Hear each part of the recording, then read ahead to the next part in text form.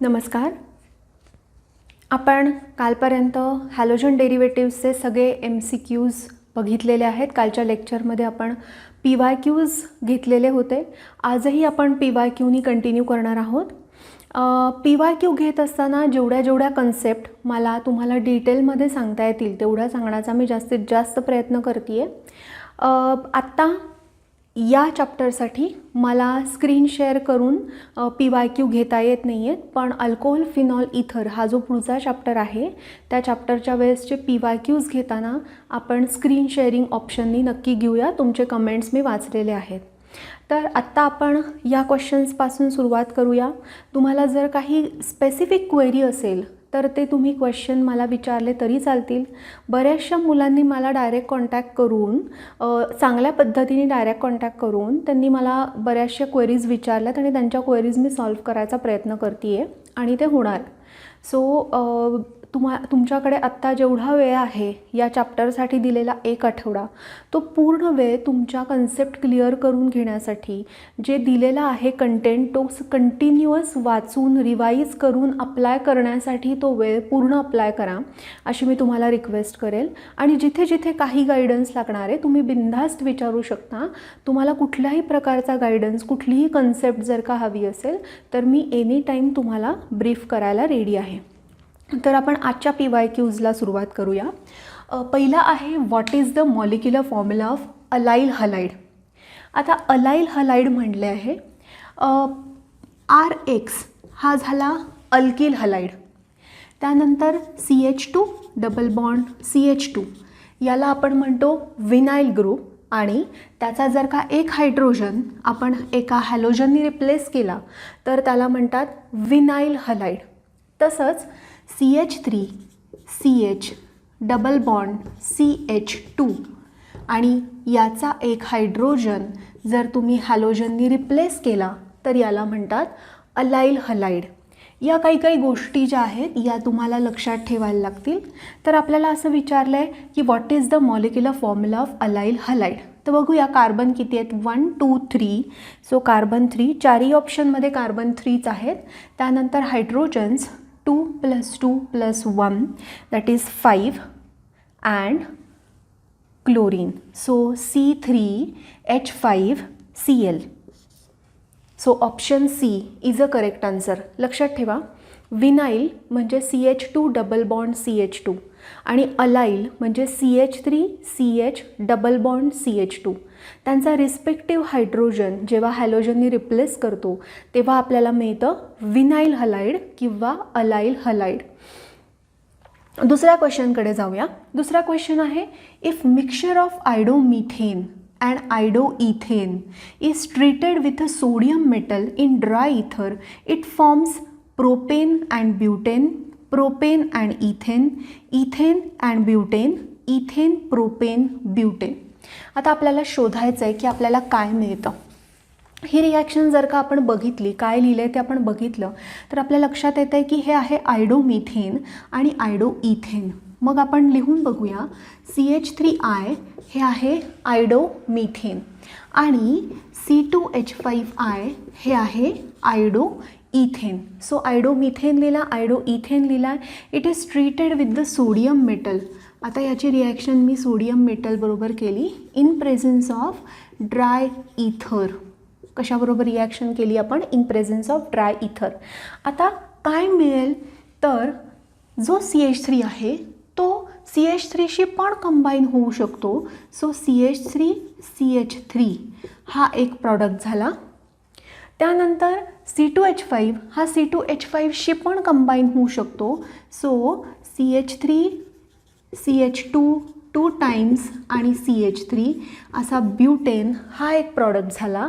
आणि plus C2H5 आणि CH3 हे दोघं जणं एकमेकांशी कंबाईन होऊ शकतात तेव्हा जो प्रॉडक्ट तयार होईल तो आहे CH3CH2CH3.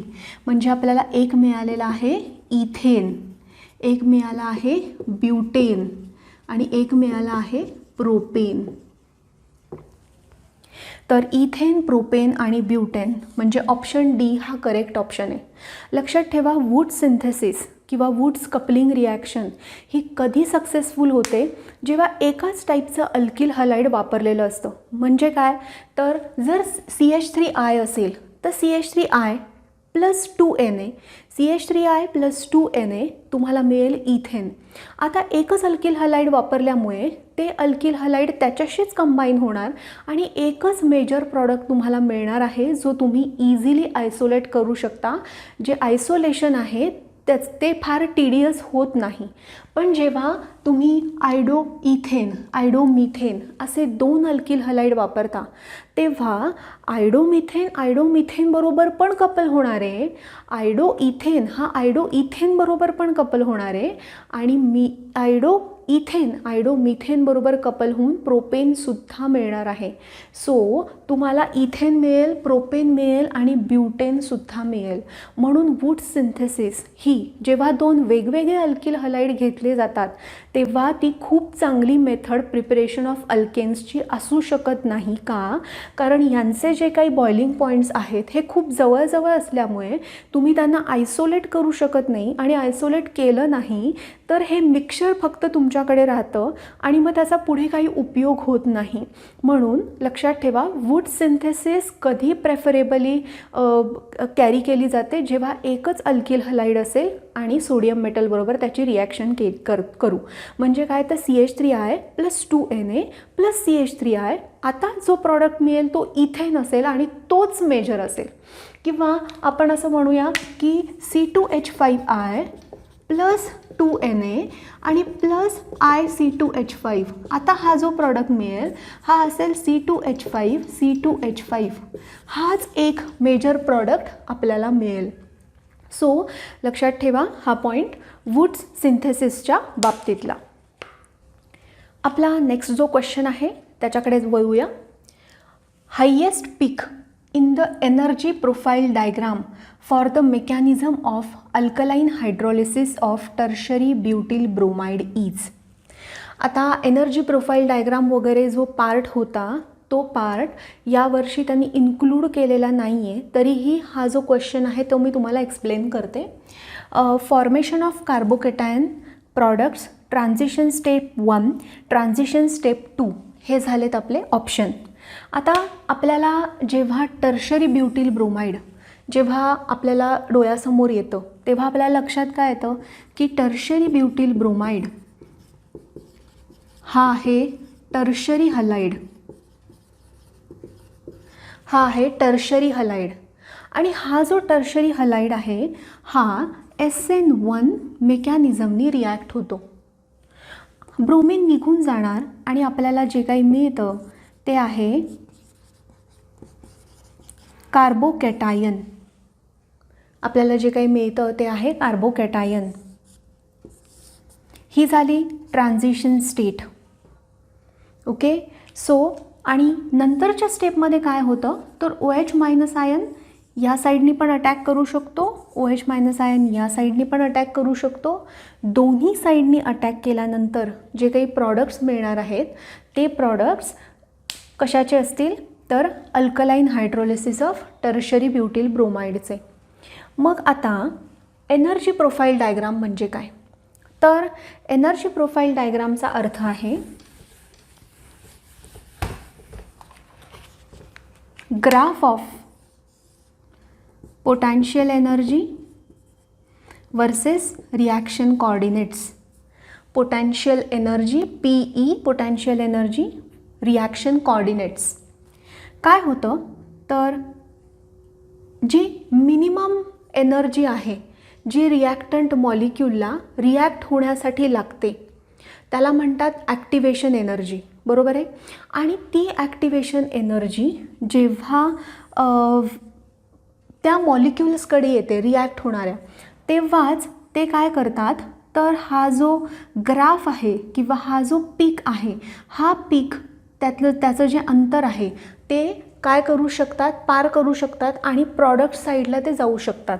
इथे रिॲक्टंट्स आहेत, इकडे प्रॉडक्ट्स आहेत. मग ही जी मिनिमम अमाऊंट ऑफ एनर्जी आहे, जी एनर्जी रिस्पॉन्सिबल आहे रिॲक्शन सुरू होण्यासाठी, त्याला म्हणतात ॲक्टिवेशन एनर्जी.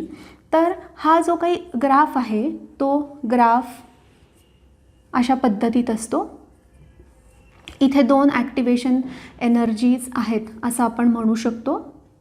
आता ही झाली ट्रान्झिशन स्टेट 1. तर highest peak in the energy profile diagram for the mechanism of alkaline hydrolysis of tertiary butyl bromide is transition state 1. म्हणजे काय, तर कार्बोकॅटायन फॉर्म करताना जी एनर्जी लागते, जो तो कॉम्प्लेक्स बनतो, त्याला आपण म्हणतो ती ट्रान्झिशन स्टेट. ती ट्रान्झिशन स्टेट बनण्यासाठी म्हणजे कार्बोकॅटायन या फॉर्म किंवा कार्बोकॅटायन फॉर्म होताना ज्या एनर्जीला त्यांना पार करावं लागतं ती झाली ट्रान्झिशन स्टेट 1. आणि त्याच्यासाठी लागणारी एनर्जी ही खूप हायेस्ट आहे, ती स्लो स्टेप आहे. या रिॲक्टंट मॉलिक्यूलला हा पूर्ण ती एनर्जी घेऊन पूर्ण तो हा जो काही कर्व आहे तो पार करून पुढे प्रॉडक्टसाठी जावं लागतं. सो ही जी रिॲक्शन आहे ही स्लो स्टेप आहे आणि स्लो स्टेप आहे म्हणून जी काही इंटरमिजिएट फॉर्म होतो तो फॉर्म होण्यासाठी लागणारी जी एनर्जी आहे ती एनर्जी आहे आणि त्याचा पीक हा हायेस्ट पीक असणार आहे. सो हे जे आहे क्वेश्चन एनर्जी प्रोफाईल डायग्राम तो काय, तर हायेस्ट पीक कुणाचा असणार आहे, तर ट्रान्झिशन स्टेट 1. तुम्ही आत्ता एवढं लक्षात ठेवा की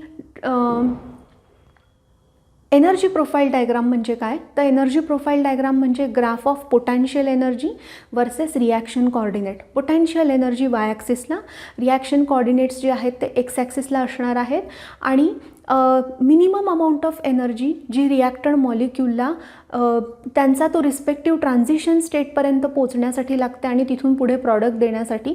तर मिनिमम एनर्जी जी आहे जी सुरुवातीला इम्पॉर्टंट आहे रिॲक्शन सुरू होण्यासाठी त्याला आपण म्हणतो ॲक्टिवेशन एनर्जी. तर असं तुम्ही कुठल्याही रिॲक्शनची एनर्जी प्रोफाईल डायग्राम काढू शकता. आता जाऊया आपण पुढच्या क्वेश्चनकडे. पुढचा क्वेश्चन आहे which of the following is the major product in the reaction of isobutylene with the hydrogen bromide. Isobutylene with hydrogen bromide.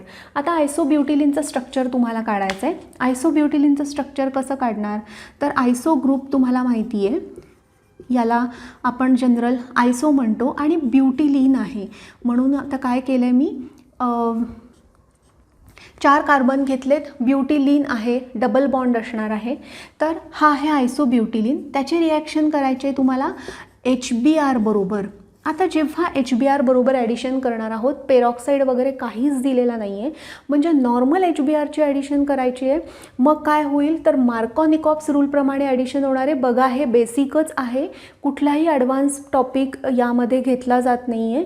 हे खूप बेसिक आहे की negative part of the reagent get add to the carbon which contain less number of hydrogen atom. Double bonded कार्बनला, ज्या कार्बनला कमी hydrogen असतील त्या कार्बनला निगेटिव्ह पार्ट हा अटॅच होणार आहे.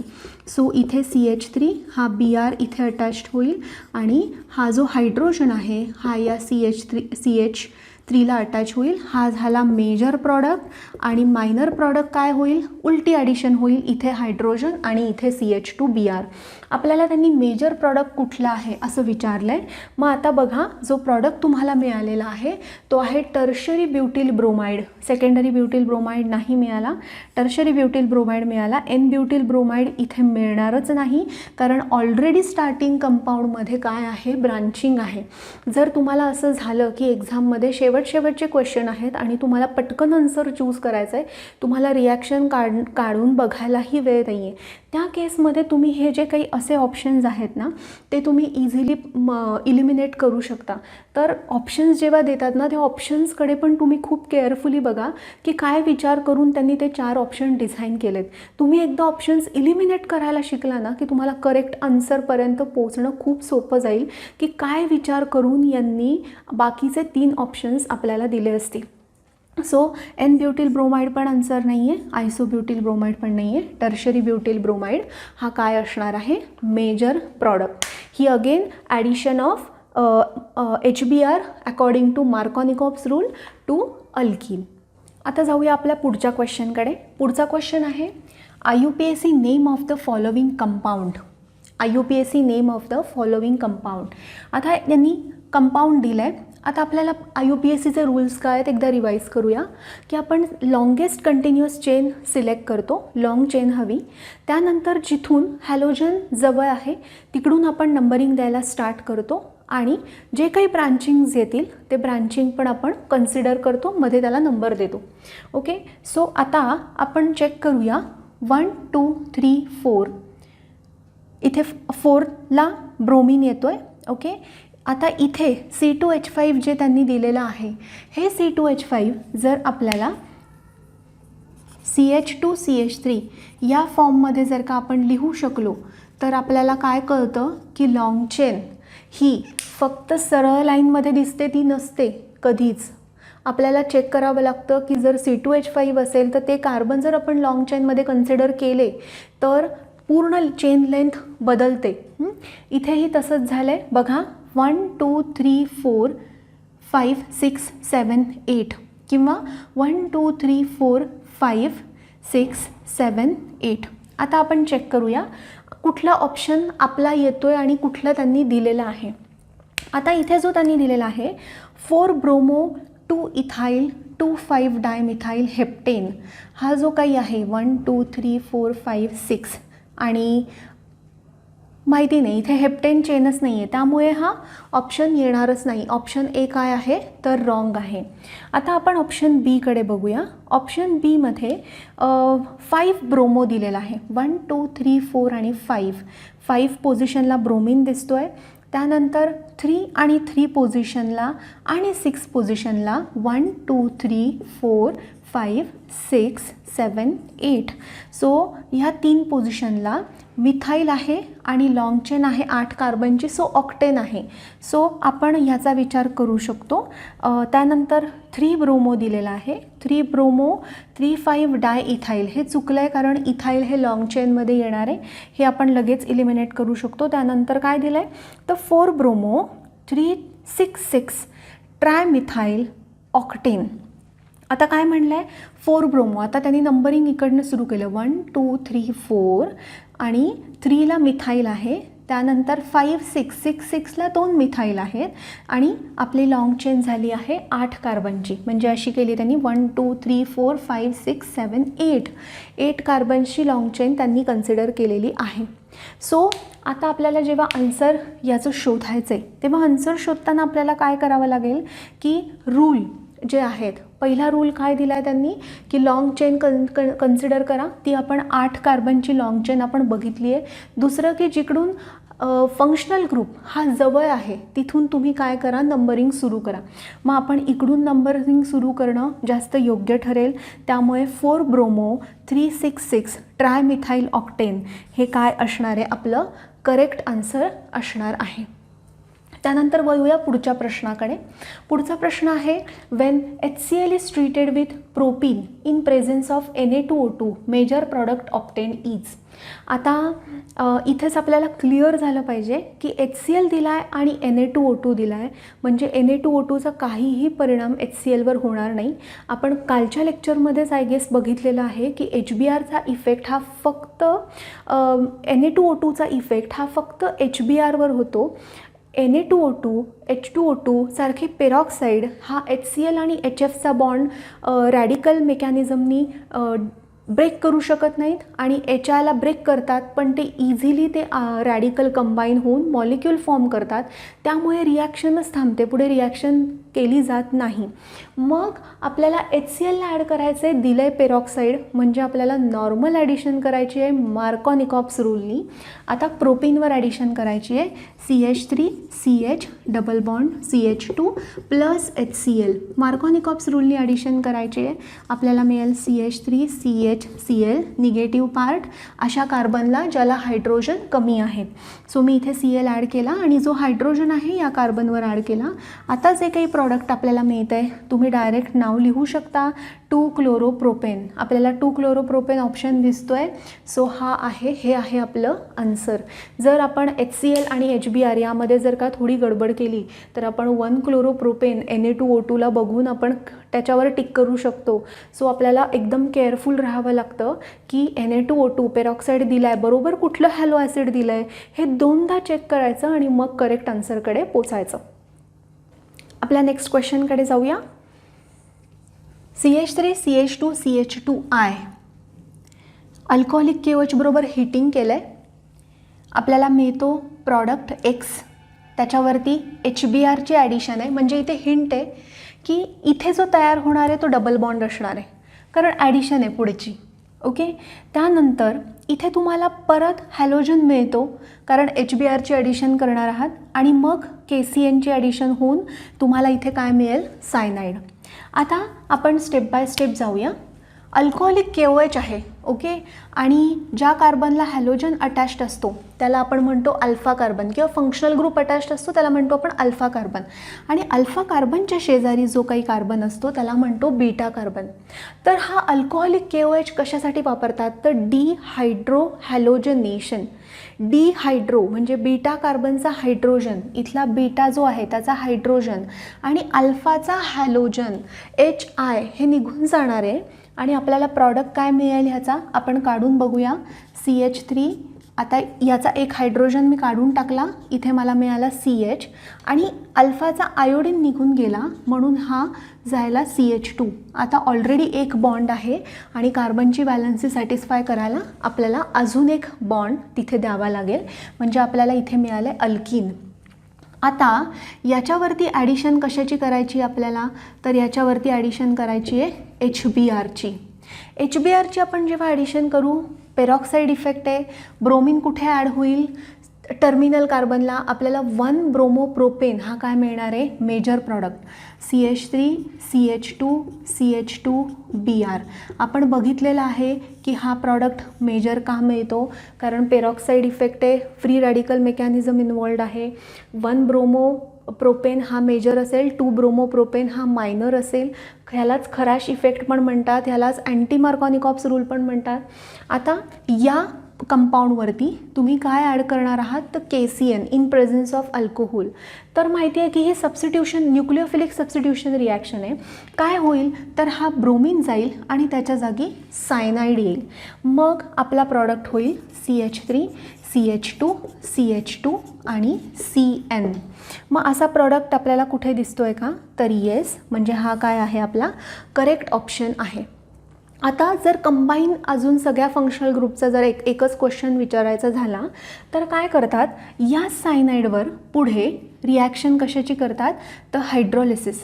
आणि सायनाईडचं हायड्रोलिसिस केलं की आपल्याला मिळतं कार्बॉक्झिलिक ॲसिड. तर हा मी कार्बॉक्झिलिक ॲसिड चॅप्टरमध्ये हा पॉईंट मी एक्सप्लेन करणार आहे विथ मेकॅनिझम तुम्हाला, की सायनाईडचं कार्बॉक्झिलिक ॲसिड कसं होतं. तर आपण हा बघणारच आहोत. फक्त तुम्ही लक्षात असू द्या की याच्याही पुढे आपण रिॲक्शन करू शकतो. सायनाईडचा हायड्रोलिसिस केलं की झालं कार्बॉक्झिलिक ॲसिड, कार्बॉक्झिलिक ॲसिडमध्ये अल्कोहोल टाकलं की झालं इस्टर, इस्टरमध्ये तुम्ही परत जर का रिड्युसिंग एजंट टाकला तर त्याचा तुम्हाला मिळेल अल्कोहोल. तर असे तुम्ही वेगवेगळ्या फंक्शनल ग्रुपमध्ये सारखे सारखे कन्व्हर्जन्स करू शकता. एकदा आपला halogen derivative of alkane, alcohol phenol इथर, अल्डिहाइड कीटोन, कार्बॉक्झिलिक ॲसिड आणि अमीन्स हे 4 चॅप्टर झाले की आपण भरपूर कन्व्हर्जन्स ट्राय करू शकतो, ज्यामुळे तुमचे सगळे रिएजंट्स ॲट अ टाईम तुम्हाला लक्षात येतील की कशाचं कन्व्हर्जन कशात करायचं, तुम्ही काय वापरू. हे आपण एक लेक्चर नक्की अरेंज करूया.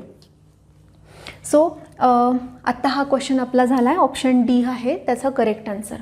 त्यानंतर नेक्स्ट आहे, how many optically active isomers are possible for compound containing 3 chiral carbons. आता 3 कायरल कार्बन आहे म्हणजे एक कंपाऊंड आहे, त्यामध्ये समजा मी असं हा कुठला तरी एक कंपाऊंड आहे, इथे एक X ग्रुप आहे, इथे एक Y ग्रुप आहे, तर हा झाला एक कायरल कार्बन. हा एक Z आहे, हा आहे एक D, तर हा पण झाला कायरल कार्बन. हा आहे D आणि हा आहे E, तर हा पण काय झाला कायरल कार्बन. तर असे 3 कायरल कार्बन आहेत. कायरल कार्बन म्हणजे काय, तर असा कार्बन ज्याला 4ही वेगळे ग्रुप अटॅच्ड आहेत. आता मी इथे काय केलं आहे, तर याला इथे एक D लिहिला आहे, मग E लिहिला आहे, मग मिथाईल लिहिला आहे, आणि मग ही अख्खी चेन होते ना, म्हणजे हा झाला chiral compound. So chiral carbon म्हणजे काय, तर असा कार्बन ज्याला 4ही वेगळे ग्रुप अटॅच्ड आहेत. आणि तीच एक बेसिक रिक्वायरमेंट आहे कंपाऊंडला ऑप्टिकली ॲक्टिव्ह होण्यासाठी. ऑप्टिकली ॲक्टिव्ह होणं म्हणजे प्लेन पोलराइज लाईटला रोटेट करणं आयदर राईट हँड साईड किंवा लेफ्ट हँड साईड. आणि आपण ते कसे ओळखू शकतो की कुठल्या साईडला त्यांनी लाईट रोटेट केली आहे, हे त्यांच्या अँगलवरून. तो अँगल प्लस असेल तर डेक्स्ट्रो रोटेटरी, मायनस असेल तर लिव्हो रोटेटरी. डेक्स्ट्रो रोटेटरी म्हणजे प्लस आणि लिव्हो रोटेटरी म्हणजे मायनस. पण आता जर तुमच्या कंपाऊंडमध्ये 3 कायरल कार्बन असतील तर त्याचे ऑप्टिकल आयसोमर तुम्ही कसे काढणार? तो आयसोमर काढण्यासाठी फॉर्म्युला आहे 2n. फॉर्म्युला आहे 2n. 2n म्हणजे काय? तर 2 आणि n म्हणजे 3 कायरल कार्बन आहेत. तर तुम्हाला काय लिहायचं आहे? 2^3 म्हणजे 2 × 2 × 2. आन्सर आलं 8. सो आपलं आन्सर आहे 8 आयसोमर्स आर पॉसिबल. लक्षात ठेवा, तुम्हाला एक मोठं स्ट्रक्चर देऊ शकतील, तुम्हाला चेक करायचं आहे की कंपाऊंडमध्ये ऑप्टिकली ॲक्टिव्ह कार्बन आहे का. ऑप्टिकली ॲक्टिव्ह कार्बन चेक करताना पण तुम्ही अजून एक तुम्हाला हिंट मी देऊन ठेवते. ऑप्टिकली ॲक्टिव्ह कार्बन चेक करण्यासाठी तुम्ही समजा तुमच्याकडे असा कार्बन आहे, इथे Br आहे, इथे आयोडीन आहे, इथे ही एक चेन आहे आणि इथे समजा विनाईल ग्रुप आहे. तर हा कार्बन झाला कायरल कार्बन, कारण चारीही ग्रुप त्याचे काय आहेत? वेगळे. तर अशी जरी कुठली तुमच्याकडे चेन आली तर चेक करायचं, इथे D लिहिलेला आहे, हा पूर्ण ग्रुप वेगळा आहे, हा इथे D लिहिलेला आहे, इथे एक हायड्रोजन आहे, हा ग्रुप वेगळा आहे, हा पूर्ण ग्रुप वेगळा आहे, हा D आहे आणि हा H आहे, म्हणजे हा सुद्धा कायरल कार्बन आहे. तर तुम्ही कुठल्याही चेनमधला कायरल कार्बन फाइंड आउट करू शकता. तुम्हाला फक्त काय करायचं की वेगळे ग्रुप आहेत ना ते चेक करायचं आणि मग तुम्ही नंबर ऑफ कायरल कार्बन शोधू शकता. आणि 2n या फॉर्म्युलानी तुम्ही नंबर ऑफ आयसोमर्स फाइंड आउट करू शकता. आता नेक्स्ट क्वेश्चनकडे वळूया. CH3 CH2 CH2OH in presence of PCl3 gives compound X. आता आपल्याला माहिती आहे की methods of preparation of halogen from alcohol, त्यामध्ये आपण काय करतो तर PCl3, PCl5, SOCl2 सारखे रिएजंट्स आपण वापरतो. तर तुम्ही हे झाले क्लोराईड बनवण्यासाठीचे रिएजंट. आणि जर आपल्याला ब्रोमाइड बनवायचे असतील तर आपण वापरतो PBr3. आयोडाईड बनवायचं असेल तर आपण वापरतो PI3. सो या रिॲक्शन्स आपण बघितलेल्या आहेत, त्या फक्त आता इथे आपल्याला अप्लाय करायच्यात. आपल्याला माहिती आहे अल्कोहोलपासून क्लोराईड बनवताना PCl3नी OH जाऊन तिथे फक्त Cl येणार आहे. एवढा एकच चेंज आहे आणि तोच मेजर चेंज आपल्याला लक्षात ठेवायचा आहे. आपल्याला प्रॉडक्ट काय मिळेल? CH3 CH2 CH2 Cl. आता पुढचं जे आहे ते आहे अल्कोहोलिक KOH. अल्कोहोलिक KOH म्हणजे काय आहे? तर अल्कोहोलिक KOH म्हणजे ज्या कार्बनला हॅलोजन आहे त्याला म्हणतात अल्फा कार्बन, आणि त्या अल्फाच्या शेजारी जो कार्बन आहे त्याला म्हणतात बीटा कार्बन. तर डिहायड्रो हॅलोजनेशन होणारे, हायड्रोजन आणि हॅलोजन निघून जाणारे, इथे होणारे डबल बॉन्ड, म्हणजे तुम्हाला जो पुढचा कंपाऊंड मिळेल तो असेल CH3 CH double bond CH2. बरोबर. आता त्यानंतर आपल्याला ॲडिशन करायचे आहे कॉन्सन्ट्रेटेड H2SO4 H2O आणि हीटिंग. म्हणजे आपल्याला नॉर्मल काय करायचं आहे तर H2Oची ॲडिशन करायची आहे. तर आपल्याला माहिती आहे H2Oची ॲडिशन आपण करणार आहोत मार्कोनिकॉप्स रूलनी. म्हणजे निगेटिव्ह पार्ट, H2O मधला निगेटिव्ह पार्ट कुठला आहे तर OH delta minus hydrogen delta plus. So negative part of the reagent get add to the carbon which contain less number of hydrogen atom. म्हणजे तुमचा CHला काय अटॅच होणार आहे? OH. मग आता मिळाला CH3 CH OH आणि इथे काय राहणार आहे तर CH3. म्हणजे हा झाला तुमचा product, major product. Okay. So हा ऑप्शन आहे का आपल्याकडे तर आहे. हे झालं आपलं आन्सर. आता नेक्स्ट बघा, identify neo hexyl chloride from the following. Neo hexyl, neo म्हणजे काय तर क्वाटर्नरी कार्बन आणि क्वाटर्नरी कार्बन असलेला कंपाऊंड आपल्याला शोधायचा असतो जेव्हा न्यू विचारतात तेव्हा. क्वाटर्नरी कार्बन म्हणजे काय तर मध्ये एक कार्बन आणि त्याच्या आजूबाजूला किती CH3 C2H5 असे कुठलेही ग्रुप असतील तर त्याला म्हणतात न्यू. तर असा न्यू आपल्याला शोधायचा आहे तर हा जर तुम्ही बघितला तर ही नॉर्मल स्ट्रेट चेन आहे, हा नुसता हेक्झिल क्लोराईड होतो, त्यामुळे हा निओ हेक्झिल क्लोराईड नाही आहे. आता जर का आपण हा बघितला, याच्याकडे जर आपण बघितलं तर आपल्याला लक्षात येईल की एक CH3 आहे, CH3 CH3 CH3 CH Cl CH3. तर हा एक आपण काढून ठेवूया. मला तुम्हाला जे दाखवायचं आहे तुम्हाला लगेच लक्षात येईल. हा आहे आयसोहेक्झिल क्लोराईड. जर तुम्ही नीट बघितलं तर हा आहे आयसोहेक्झिल क्लोराईड. हाच CH3 मी इथे वरती जर का मी अटॅच केला तर तुम्हाला मिळेल आयसोहेक्झिल क्लोराईड. तर हा आयसो आहे. आणि आता जर याच्याकडे तुम्ही बघितलं तर तिन्ही साईडनी काय आहेत तर CH3 CH3 CH3 आणि इथे काय आहे तर CH2 CH2 Cl. जर तुम्ही कार्बन चेक केले तर 1 2 3 4 5 6 आणि क्लोरीन, निओहेक्झिल क्लोराईड. सो निओहेक्झिल क्लोराईड हा कंपाऊंड आहे, हा कंपाऊंड निओहेक्झिल क्लोराईड नाही आहे. आता हा निओहेक्झिल क्लोराईड का नाही आहे त्याचं कारण हे आहे की निओहेक्झिल क्लोराईडमध्ये निओ हा ग्रुप आलेला पाहिजे आणि आपण त्याला काय करतो तर CH आणि Cl. CH-Clमुळे काय होतो की निओहेक्झिल हा सेकंडरी बनतो. आपण जेव्हा कुठलाही निओ कंपाऊंड म्हणतो आणि निओहेक्झिल क्लोराईड म्हणतो तेव्हा तो प्रायमरी कार्बनला अटॅच असणं एक्सपेक्टेड आहे, म्हणून D ऑप्शन हा करेक्ट ऑप्शन आहे. पुढच्या क्वेश्चनकडे जाऊया. Identify B in the following series of reaction. Ethanol, NaBr, H2SO4, heat. आता मी तुम्हाला शिकवतानाही सांगितलं होतं की NaBr H2SO4 का लिहितात, कारण HBr हा इन C2 तयार करतात, म्हणजे रिॲक्शन फ्लास्कमध्येच तो तयार करतात. त्यामुळे तुम्हाला हे लक्षात ठेवावं लागणार आहे की NaBr H2SO4 याचं होतं HBr, जे की इन C2 तयार केलं जातं. सो हे इन C2 जर का तयार होणार असेल तर आपल्याला माहिती आहे OH आणि HBr याची रिॲक्शन केली की आपल्याला काय मिळेल CH3 CH2 Br. त्यानंतर याचीच रिॲक्शन मॅग्नेशियम आणि ड्राय इथर बरोबर जर का केली तर आपल्याला प्रॉडक्ट मिळेल CH3 CH2 MgBr. म्हणजे आपल्याला मिळालेला आहे ग्रिग्नार्ड रिएजंट, म्हणजे ethyl magnesium bromide. Ethyl magnesium bromide Grignard reagent, organometallic compound, जो की कशासाठी उपयोगी असतो तर कार्बनमध्ये नवीन बॉन्ड फॉर्म करण्यासाठी ज्याचा मेजर उपयोग होतो तो. नेक्स्ट क्वेश्चनकडे जाऊया. Identify Z in the reaction. आता CH3 CHOH CH2 CH3 in presence of PCl3 X, alcoholic KOH वापरला तर Y आणि H2SO4 आणि HOH वापरलं तर Z.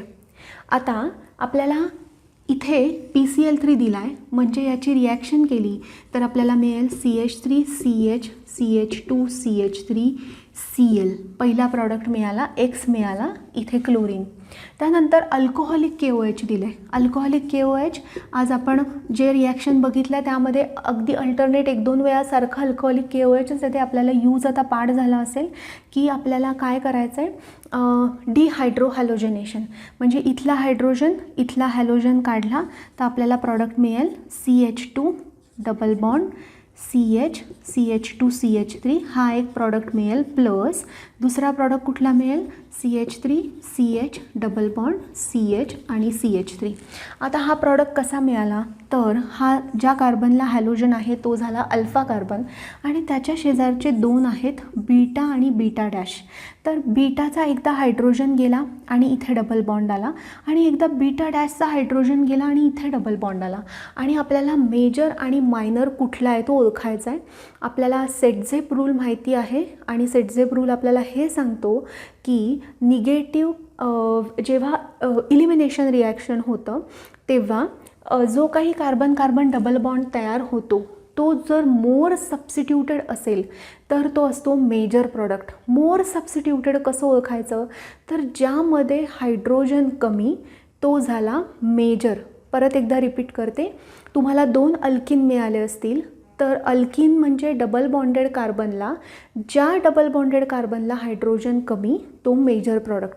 मग आता इथे बघा, हा जो आहे इथे 3 हायड्रोजन आहेत, 2 इथे आणि 1 इथे, आणि हा जो आहे इथे 2 हायड्रोजन आहेत, 1 इथे आणि 1 इथे. तर मग या केसमध्ये हायड्रोजन कमी कुठे डबल बॉन्डेड कार्बनला, या कंपाऊंडमध्ये, म्हणून हा झाला मेजर. आता हाच मेजर कन्सिडर करून आपल्याला पुढची रिॲक्शन करायची आहे. ती पुढची रिॲक्शन आहे H2SO4 आणि HOHची. आता H2SO4 आणि HOH म्हणजे H आणि OHची ॲडिशन करायची हिटिंगच्या प्रेझन्समध्ये. मग आपल्याला जे काही मिळणार आहे ते असं आहे CH3, CHOH, CH2 आणि CH3. आपल्याला प्रॉडक्ट मिळाला 2-ब्युटेनॉल. तर 2-ब्युटेनॉल हे या प्रॉब्लेमचं आन्सर आहे. नेक्स्ट क्वेश्चनकडे वळूया. नेक्स्ट क्वेश्चन आहे, which among the following is not obtained when bromobenzene treated with bromoethane and sodium in presence of dry ether. आता आपण काढून घेऊया structure. Bromobenzene, okay, plus bromoethane plus sodium in presence of dry ether. तर आपल्याला काय product मिळेल असं विचारलं आहे. तर काय होईल, तर ही आहे वुड्स फिटिग रिॲक्शन, बरोबर आहे का? ही रिॲक्शन आहे वुड्स फिटिग रिॲक्शन. आता ब्रोमोबेन्झीन बरोबरच कंबाईन होईल, तर तेव्हा आपल्याला प्रॉडक्ट मिळेल डायफिनिल. तेव्हा आपल्याला प्रॉडक्ट मिळेल डायफिनिल. त्यानंतर हा इथाइल ब्रोमाइड बरोबरच कंबाईन होईल, तेव्हा जो आपल्याला प्रॉडक्ट मिळेल तो आहे ब्युटेन, बरोबर. आणि हे दोघं एकमेकांशी जेव्हा कंबाईन होतील तेव्हा जो आपल्याला प्रॉडक्ट मिळेल तो असेल बेन्झीन रिंगवर CH2 आणि CH3. तर असे 3 प्रॉडक्ट आपल्याला मिळू शकतात. ब्रोमोइथेन बरोबरच कंबाईन होईल, अरिल ब्रोमाइड बरोबरच कंबाईन होईल, आणि दोघं जण एकमेकांशी कंबाईन होतील आणि आपल्याला हे 3 प्रॉडक्ट मिळणं शक्य आहे. मग N-ब्युटेन आपल्याला मिळालं आहे, इथाइल बेन्झीन आपल्याला मिळालं आहे, डायफिनिल आपल्याला मिळालं आहे, टोल्विन आपल्याला मिळत नाही, कारण इथे मिथाइल ब्रोमाइड नाही, इथे इथाइल ब्रोमाइड दिलेलं आहे. सो हे काय आहे, हे आन्सर आहे. म्हणजे it is not obtained when bromobenzene and bromoethane reacts with sodium in presence of dry ether. Next प्रॉब्लेमकडे वळूया. Which among the following has highest boiling point. Option आहे n butyl bromide, tertiary butyl bromide, secondary butyl bromide आणि isobutyl bromide. आता जर आपण check केलं तर सगळ्या ऑप्शनमध्ये 4 कार्बन आहेत. जर आपण कन्सिडर म्हणजे नीट बघितलं तर सगळ्या स्ट्रक्चर्समध्ये 4 कार्बन आहे. मग आता हायेस्ट बॉइलिंग पॉईंटवाला कसा ओळखायचा, तर आपल्याला माहिती आहे की जेव्हा लाँग चेन असेल तेव्हा बॉइलिंग पॉईंट जास्त. याचं कारण असं आहे की जेव्हा एका लाँग चेन असेल तेव्हा एका एंडपासून दुसऱ्या एंडपर्यंत ती हीट प्रोव्हाइड व्हायला वेळ लागतो, आणि अजून पटकन त्याला बॉईल करण्यासाठी आपण अजून जास्त काय करतो तर हीट वाढवतो, आणि as a result of it त्याचा बॉइलिंग पॉईंट हा वाढतो. आता जेवढं ब्रांचिंग जास्त असेल ना तेवढा त्याचा वॉल्यूम कमी होतो. आपण हीट दिली की ती हीट इझिली त्या वॉल्यूममध्ये स्प्रेड होते, आणि ती हीट जर का त्या वॉल्यूममध्ये इझिली स्प्रेड झाली ना तर मग काय होतं की कमी टेम्परेचरलाच तो बॉईल व्हायला लागतो. म्हणजे त्याचा बॉइलिंग पॉईंट काय होणार आहे तर कमी होणार आहे. तर आपण जर नीट चेक केलं तर आयसोब्युटिलला ब्रांच आहे, सेकंडरी ब्युटिलला पण ब्रांच आहे, किंवा टर्शरी ब्युटिलला ब्रांच आहे. N-ब्युटिल जर का आपण कन्सिडर केला तर याला ब्रांच नाही, म्हणून हायेस्ट बॉइलिंग पॉईंट हा कुणाचा असेल तर N-ब्युटिल ब्रोमाइडचा. पुढच्या क्वेश्चनकडे जाऊया. IUPAC name of isobutyl bromide is. Isobutyl bromide विचारलं आहे. आपल्याला स्ट्रक्चर माहिती आहे.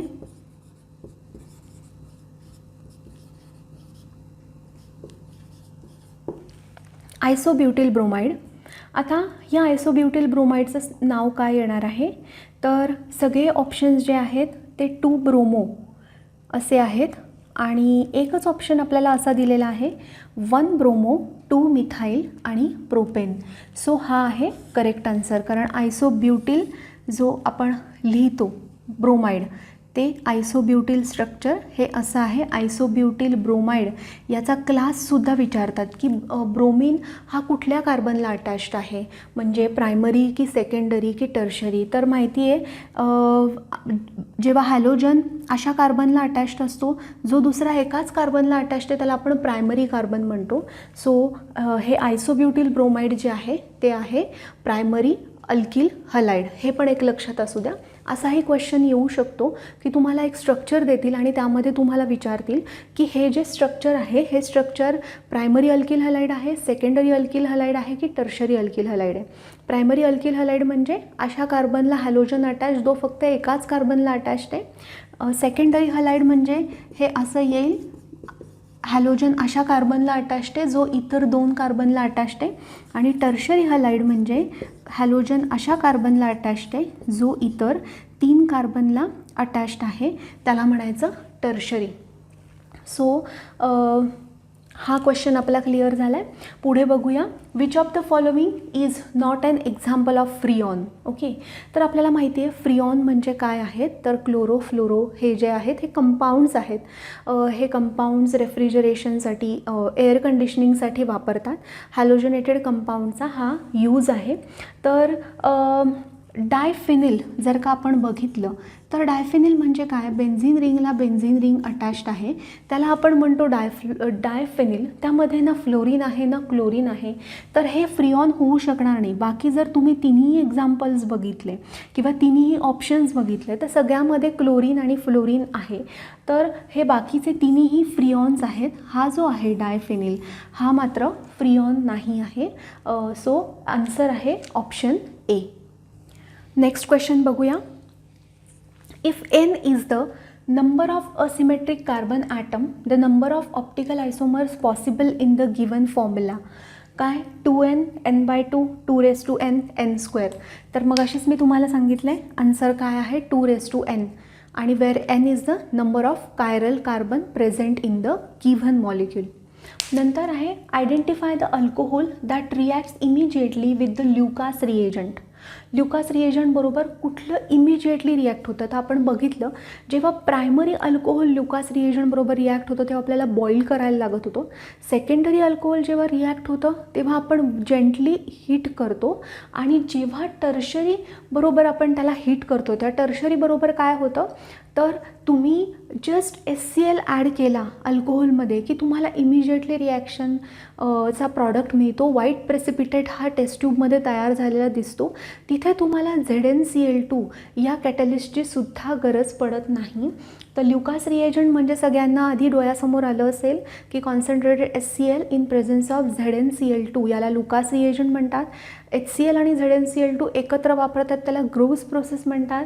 आणि ही रिॲक्शन फास्ट कधी जाते जेव्हा टर्शरी हलाइड असेल तेव्हा ही रिॲक्शन एकदम फास्ट जाते रादर दॅन सेकंडरी आणि प्रायमरी. म्हणजे रिॲक्टिव्हिटी ऑर्डर टर्शरी आधी मग सेकंडरी आणि मग primary. So two methyl propane two ol हे काय असणार आहे आपलं करेक्ट आन्सर. नेक्स्ट क्वेश्चनकडे जाऊया. आपला नेक्स्ट क्वेश्चन जो आहे तो आहे which among the following method is not suitable for the preparation of alkyl chloride. Alkyl क्लोराईडसाठी सुटेबल मेथड कुठली नाही आहे विचारले. Addition of HCl to alkene. Addition of HCl to alkene, heating treating alcohol with Lucas reagent, alcohol आणि SOCl2 आणि chlorination of alkane in presence of sunlight. आता addition of HCl to alkene नीट जाते reaction, addition पण व्यवस्थित होते. मग ही जी रिॲक्शन आहे ही चांगली मेथड आहे, बेस्ट मेथड आहे. Treating alcohol with Lucas reagent ही सुद्धा चांगली मेथड आहे. Alcohol plus SOCl2 is the best method of preparation of alkyl chloride from alcohol. मग chlorination of alkane in presence of sunlight ही जी रिॲक्शन आहे ना ही रिॲक्शन जास्त उपयोगी नाही आहे. का, कारण की याचं कंटिन्युअस काय होत जातं हायड्रोजन रिप्लेस होत जातात क्लोरीननी आणि तुम्हाला एकच कुठला तरी सिंगल प्रॉडक्ट मिळत नाही तर तुम्हाला नंबर ऑफ प्रॉडक्ट्स मिळतात ज्यांचं सेपरेशन करणं डिफिकल्ट असतं. सो नॉट सुटेबल मेथड ही ऑप्शन डी. त्यानंतर आपण जाऊया दुसऱ्या क्वेश्चनकडे. Identify A in the following reaction.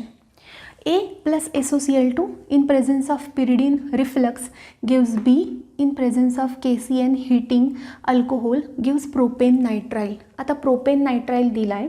Propane nitrile म्हणजे तुम्ही जर प्रोपेन नायट्राईलचं स्ट्रक्चर काढून बघितलं तर तुम्ही काय करणार आहात, तर CH3 CH2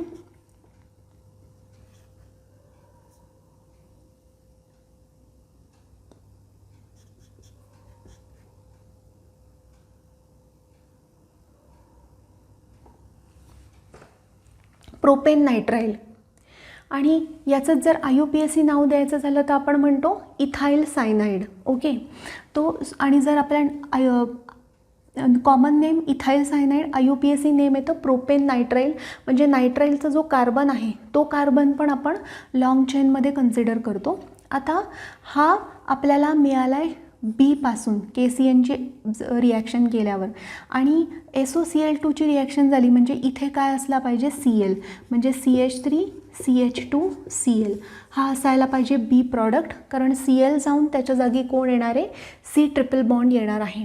आणि आता SOCl2 ॲड केलं आहे आणि क्लोरीन आला आहे, म्हणजे स्टार्टिंग मटेरियल काय आहे, तर CH3 CH2OH हे आहे स्टार्टिंग मटेरियल. तर आपल्याकडे इथेनॉल हा ऑप्शन आहे आणि तो करेक्ट आन्सर आहे. सो लक्षात ठेवा, जे सायनाईड असतं CH3 CH2 C triple bond N त्यालाच नायट्राईल असं IUPACमध्ये म्हणतात. आणि नायट्राईलचा जो कार्बन आहे तो कार्बनसुद्धा काय करतात, तर लॉंग चेनमध्ये कन्सिडर करतात, जसं इथे केलं आहे. प्रोपेन नायट्राईल तो C ट्रिपल बॉन्ड Nचा कार्बन लॉंग चेनमध्ये पकडलेला आहे. सो आपण आत्ता इथे थांबणार आहोत. आपले लास्ट इयरचे जे काही क्वेश्चन्स होते, MCQs होते जे पेपरमध्ये येऊन गेलेले आहेत, ते आपण ऑलमोस्ट सगळे सॉल्व करण्याचा इथे प्रयत्न केलेला आहे. ज्या ज्या काही कन्सेप्ट मला कधी वाटतील की अजून मी ह्या घ्यायला हव्यात कन्सेप्ट, तर त्या कन्सेप्ट मी तुम्हाला नक्कीच एखादं एक्स्ट्रा सेशन घेऊन मी तुम्हाला शिकवेल. आत्ता तुम्ही काय करायचं आहे, तर आपले जे फ्लो चार्ट्स आहेत ते फ्लो चार्ट्स मात्र प्रत्येक चॅप्टरचे तुम्हाला रेडी करायचे, कारण की खूप डिफिकल्ट होतं सारखं पुस्तक उघडून त्याच्यामधनं एक एक गोष्ट शोधणं. तर तुम्हाला जो काही पार्ट माहिती नाही आहे तोही तुम्ही त्या फ्लो चार्टमध्ये जिथे जिथे संधी मिळेल तिथे तुम्ही ॲड करू शकता. सो अभ्यासाचा क्रक्स तुमच्याकडे असेल, तुम्हाला सारखं पुस्तकावर डिपेंड राहावं लागणार नाही. तर जे आत्ता इथे शिकवलं जातं आहे त्याची रिव्हिजन करा, त्याचं चिंतन करा आणि जे काही मिळतं आहे ते व्यवस्थित ॲब्झॉर्ब करून जास्तीत जास्त प्रमाणामध्ये अप्लाय करण्याचा प्रयत्न करा. सो थँक्यू सो मच आणि ऑल द बेस्ट.